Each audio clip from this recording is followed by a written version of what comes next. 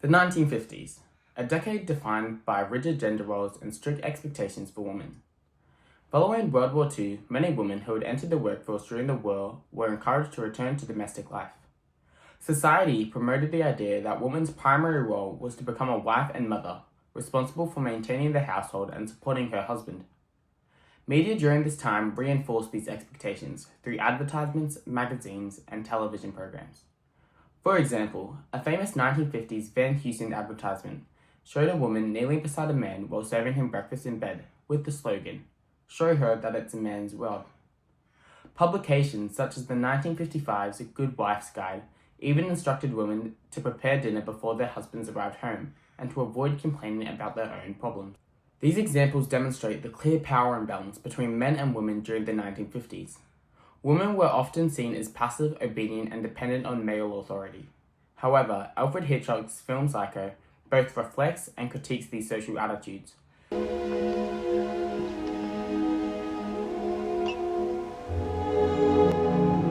Through cinematography, mise-en-scene, and narrative structure, the film portrays women as vulnerable and objectified while also expressing the disturbing consequences of these gender norms. Hitchcock therefore both supports and challenges the gender ideology of the late 50s by revealing the unequal power dynamics placed upon women.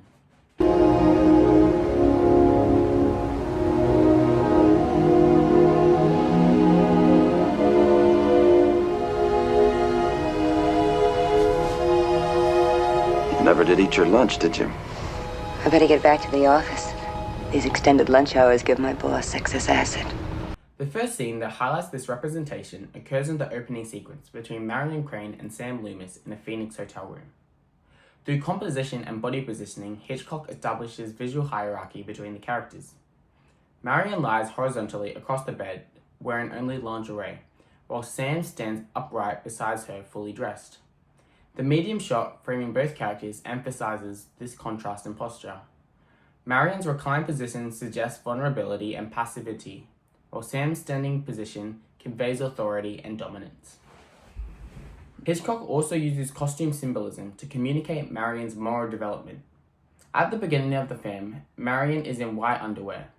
The color white traditionally symbolizes innocence and purity.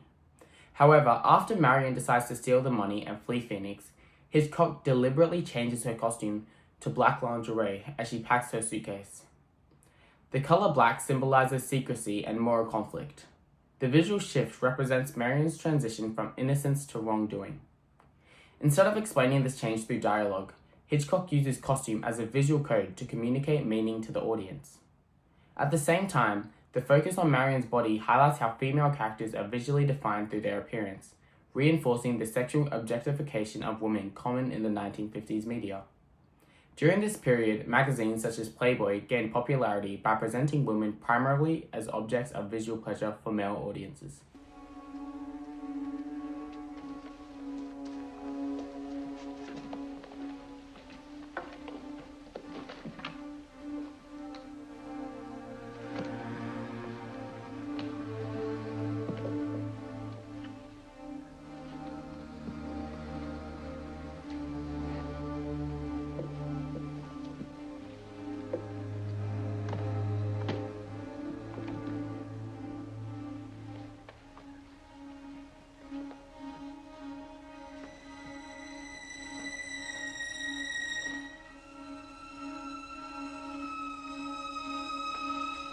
A second significant scene occurs at the Bates Motel where Norman Bates secretly watches Marion through a peephole hidden behind a painting.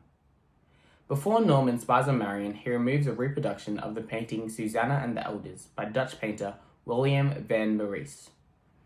The story depicted in this artwork comes from the biblical book of Daniel. It tells of a woman named Susanna who was secretly watched while bathing by two older men known as elders.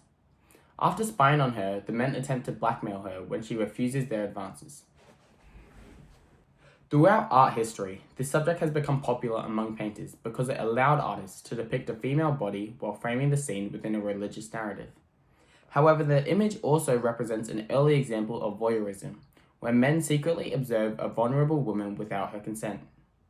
Hitchcock's decision to place Norman behind a peephole of this particular painting is therefore highly symbolic. Just like the elders in the painting, Norman secretly observes a woman in a private moment. The cinematography intensifies this idea through close-up shots of Norman's eyes as he peers through the hole in the wall. The lighting is dark and shadowed, creating an unsettling atmosphere. Meanwhile, Marion remains completely unaware that she is being watched, reinforcing her lack of control within the situation.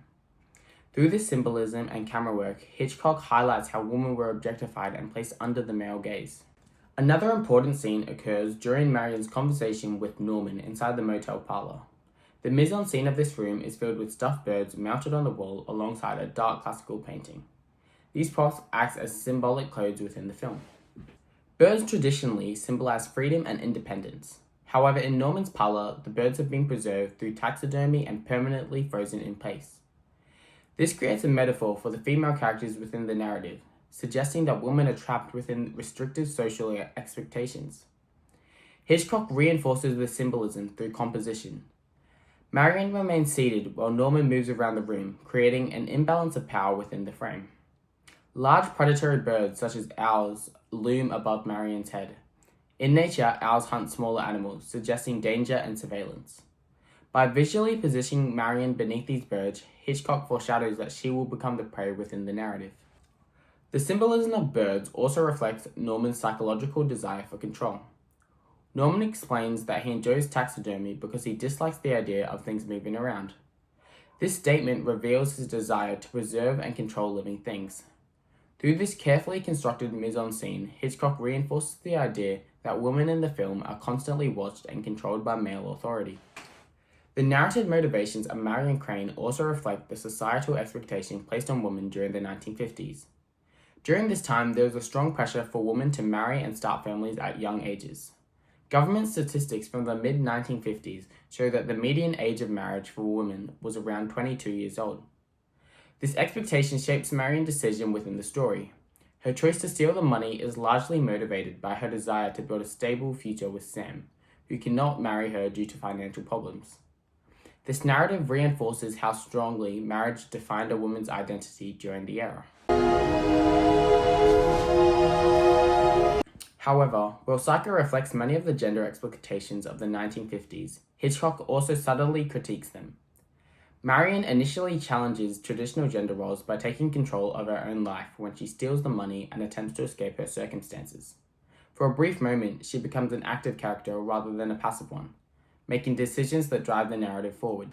Additionally, Hitchcock deliberately makes the audience uncomfortable with Norman's voyeurism. The people seen forces viewers to recognize the disturbing nature of watching a woman without her knowledge. Instead of presenting voyeurism as harmless, the film portrays it as unsettling and morally wrong. In this way, Hitchcock exposes the darker implications of the male gaze that was common in the media of the time. Overall, Psycho presents a complex representation of women throughout history and the modern day. Through techniques such as voyeuristic camera work, symbolic mise-en-scene, and costume symbolism, Hitchcock reflects the way women were often portrayed as vulnerable and objectified during the 1950s.